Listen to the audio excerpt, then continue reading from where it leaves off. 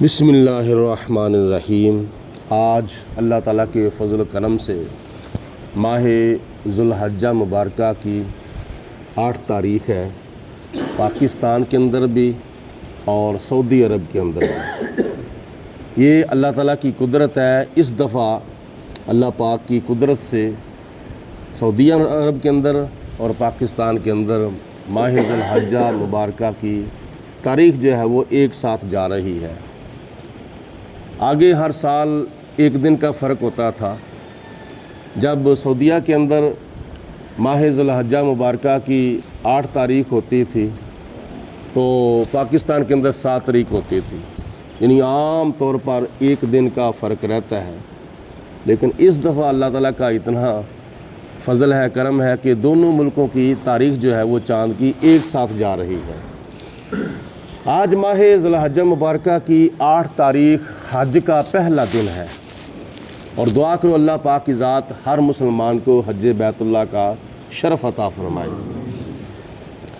آج حاجی حضرات سنت طریقہ یہ ہے کہ فجر کی نماز مسجد الحرام کے اندر پڑھ کے مکہ المکرمہ سے نکل کر میدان مینا کے اندر حاجی حضرات ظہر کی نماز سے پہلے چلے جاتے ہیں۔ لیکن رش زیادہ ہونے کی وجہ سے سعودی حکومت نے جو ایک دستور بنایا ہے وہ ماہ ذوالحجہ مبارکہ کی 7 تاریخ کو ہی حاجیوں کو مکہ المکرمہ سے میدان مینا کے اندر پہنچانا شروع کر دیتے ہیں ٹرانسپورٹ کے ذریعے۔ مگر سنت یہ ہے کہ فجر کی نماز مکہ المکرمہ میں پڑھی جائے 8 تاریخ کو، اور ظہر کی نماز سے پہلے میدان مینا کے اندر حاجی حضرات جو ہیں وہ پہنچ جائیں، یعنی اپنی مکمل طور پر تیاری کر کے 5 دنوں کی حج بیت اللہ کی نیت کر کے میدان مینا کی طرف روانگی جو ہے وہ شروع ہو جاتی ہے۔ اور یہ نبی پاک علیہ الصلوۃ والسلام کی سنت ہے۔ میدان مینا کے اندر آ کے ظہر کی نماز پڑھنی ہے، عصر کی نماز پڑھنی ہے، اور مغرب کی نماز پڑھنی ہے، عشاء کی نماز پڑھنی ہے۔ 4 نمازیں ماہ ذوالحجہ مبارکہ کی 8 تاریخ کو میدان مینا کے اندر پڑھی جاتی ہیں اپنے اپنے وقت میں۔ اور پوری رات جو آگے شروع ہو جاتی ہے، 9ویں رات، ماہ ذوالحجہ کی 9ویں رات جو ہے شروع ہو جاتی ہے، وہ بھی پوری رات جو ہے وہ میدان مینا کے اندر گزارنی ہے، اور فجر کی نماز تک میدان مینا کے اندر رہنا ہے۔ یہ حج کا پہلا دن ہے۔ 5 نمازیں پڑھنی ہیں 8 تاریخ کی، ظہر کی، عصر کی، مغرب کی، عشاء کی، اور آگے جو سورج جو ہے غروب جو ہو جاتا ہے تو سورج غروب ہوتے ہی تاریخ جو ہے وہ چینج ہو جاتی ہے، یعنی انگریزی تاریخ جو ہے وہ رات کے 12 بجے تبدیل ہوتی ہے، جو چاند کی تاریخ ہے وہ سورج غروب ہوتے ہی تبدیل ہو جاتی ہے۔ ماہ ذوالحجہ کی تاریخ جو ہے وہ آج مغرب کی نماز تک ہے، اور جب مغرب کی نماز سورج غروب جب ہو جائے گا اس کے بعد 9 تاریخ جو ہے وہ شروع ہو جائے گی۔ 9 تاریخ کی فجر کی نماز تک حاجیوں نے میدان مینا کے اندر رہنا ہے۔ 5 وقت کی نماز کے علاوہ تلاوت قرآن کرتے ہیں اور ذکر و فکر کرتے ہیں، وظائف کرتے ہیں۔ یہ میدان مینا ہے جو کافی وسیع اور بہت ہی لمبا چوڑا میدان ہے۔ مکہ المکرمہ سے تقریباً یہ 5 کلومیٹر کے فاصلے پر ہے۔ جس کونے کے اندر حجر اسود نصب ہے، خانہ کعبہ کے جس کونے میں حجر اسود نصب ہے، اس حجر اسود کی سید سے بندہ نکلتا ہے تو بالکل سیدھا چلتا جب 5 کلومیٹر کا فاصلہ طے کر لیتا ہے تو آگے میدان مینا آ جاتا ہے۔ تو میدان مینا کے بارے میں ایک بڑی حیرت انگیز حدیث پاک ہے۔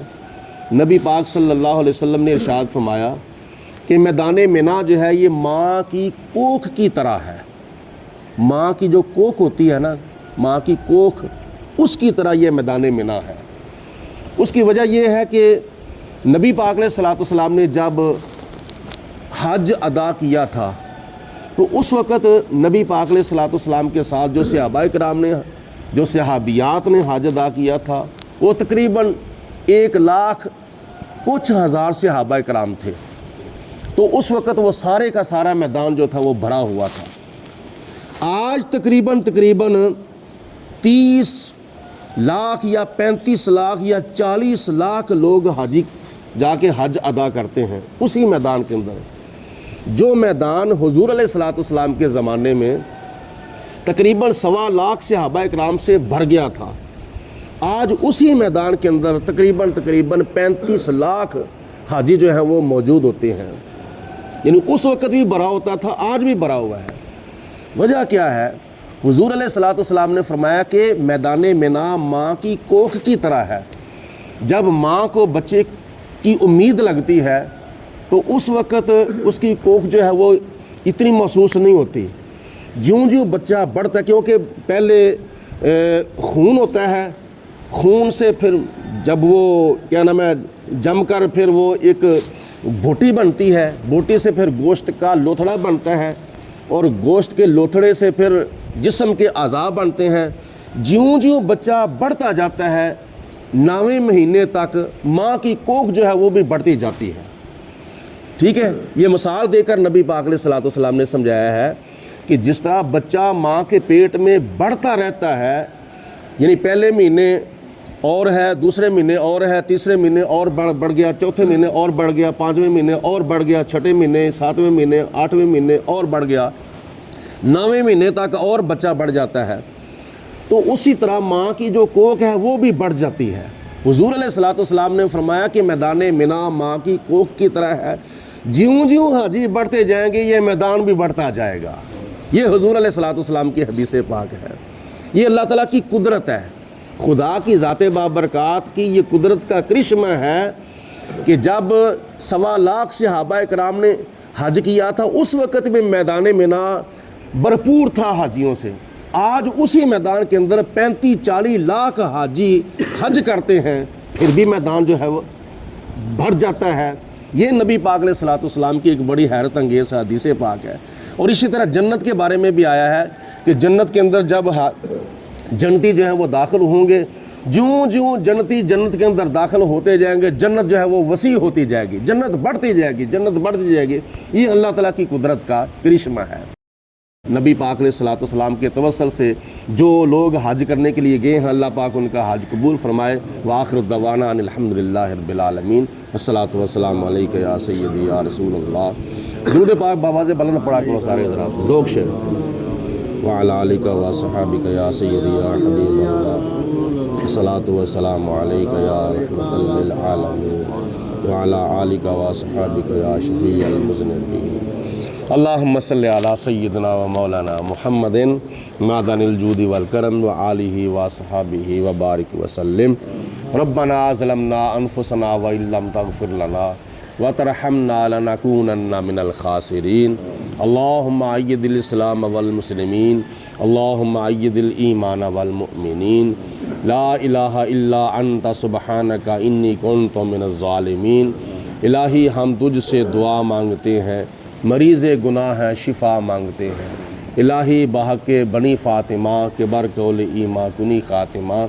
اگر دعوتم رد کنی ور قبول منو دست و دامان آل رسول. یا الہی رحم فرما مصطفیٰ کے واسطے، یا رسول اللہ کرم کیجئے خدا کے واسطے. مشکلیں حل کر شہ مشکل کشا کے واسطے، کربلائیں رد شہید کربلا کے واسطے. وصلی اللہ علی حبیبہ محمد و آلہ و صحابہ اجمعین.